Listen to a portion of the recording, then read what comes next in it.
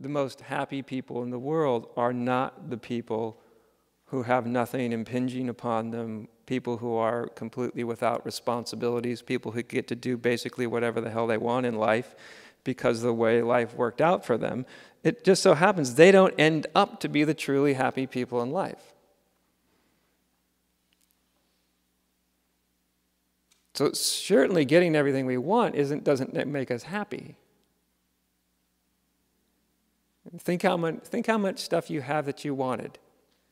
I mean, even the people in this room that maybe don't have a whole lot. But I think overwhelmingly, if you just think of all the things that not the things you really needed, like food and shelter and clothing, but the things you wanted. Remember that? Right? When God, the 18-inch TV is just, the 22 would be better. It just would, I want it. And, da-da-da-da-da. Just as an example. Then we get what we want. Haven't we all just gotten so much of what we remember, of course, is we tend to remember when we didn't get what we wanted, right? I remember in 1962, I was denied my bottle by my mother, and I'm still upset by it, whatever.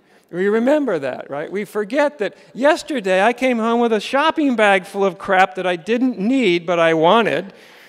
And I unloaded it, and I could have done with pretty much none of this, you know what I mean? But I wanted it, that kind of want, right?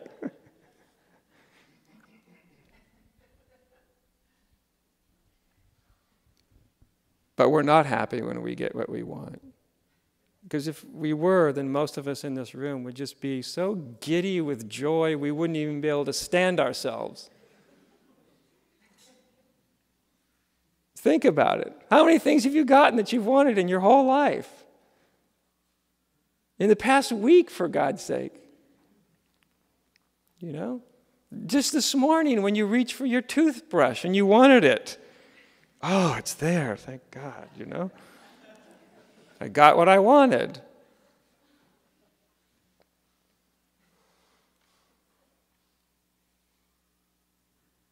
If getting what we wanted made us happy, we would all be swimmingly happy, wouldn't we? Not everybody in the world, of course, because a lot of people in the world don't only not get what they want, but they don't even get what they need.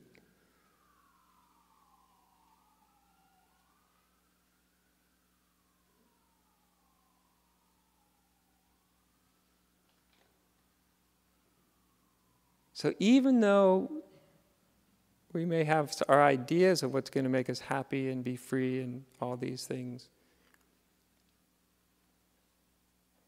so often they don't actually stand up to actual human experience. Like I said, I don't think what we want is to be completely undisturbed by anything in life. I don't think that's actually what a human being wants in their deepest resources of their being. I don't want to suffer. I don't want to be disturbed. I basically want to be happy all the time. Show me how to live in bliss endlessly, and that'll be good enough for me.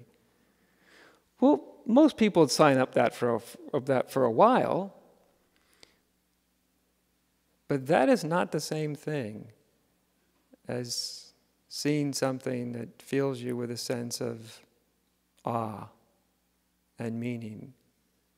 Maybe something that fills you with a sense of something that would be worthy of you serving, not just being served by. And I think these are the things that actually contribute to happiness, which is actually a beautiful thing, because what it tells us is, to some extent, happiness, not in total, but happiness to some extent has a communal component to it. In other words, most people, overwhelming numbers of people, are not going to be happy if they're feeling very smashingly well, but everybody else in the world is suffering like a dog. But they just tend up to be the one in the 7 billion of us that's happy. I don't think that person necessarily is going to feel just fantastic,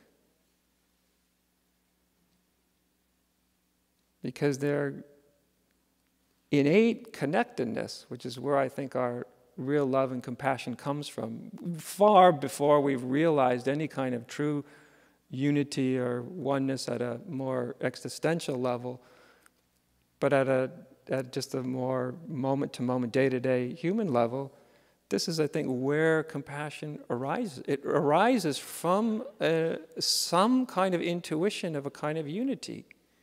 Otherwise, why would I care?